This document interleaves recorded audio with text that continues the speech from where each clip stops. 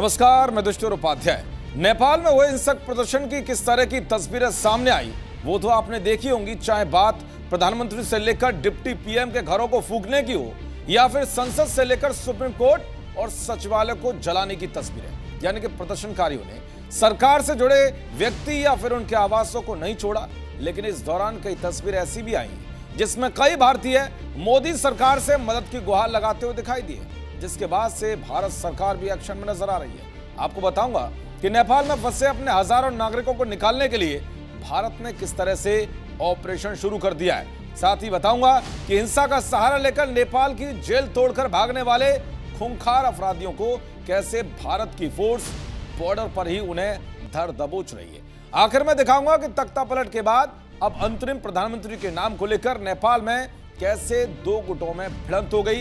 दरअसल हिंसक प्रदर्शन से नेपाल में भारतीयों की सुरक्षा के साथ कोई खिलवाड़ ना हो, इसको लेकर भारत की तमाम सुरक्षा और खुफिया एजेंसियां पल पल नजर बनाए हुए हैं। यहां हजारों भारतीय पर्यटक भी फंसे हुए हैं। हिंसा से काठमांडू, पोखरा जैसे पर्यटन स्थल प्रभावित हैं। ऐसे में भारत ने अपने नागरिकों के लिए एडवाइजरी जारी करने के साथ ही हेल्पलाइन नंबर भी जारी कर दिए।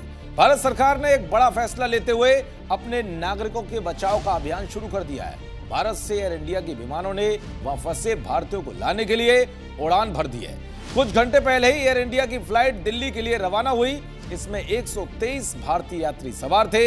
इसके साथ ही नेपाल से भारतीयों की वापसी की प्रक्रिया औपचारिक रूप से शुरू हो गई है। नागरिक उड्डयन मंत्रालय ने एयर इंडिया और इंडिगो को अतिरिक्त उड़ानें चलाने का आदेश दिया है ताकि नेपाल में फंसे भारतीय सुरक्षित लौट सकें। उधर हिमालयन एयरलाइंस भी जल्द अपनी सेवाएं शुरू करने वाली है। यानी कि नेपाल में रहने वाले भारतीय नागरिकों के लिए यह अच्छी खबर है। वहां कब कैसे हालात बिगड़ जाएं कह नहीं सकते।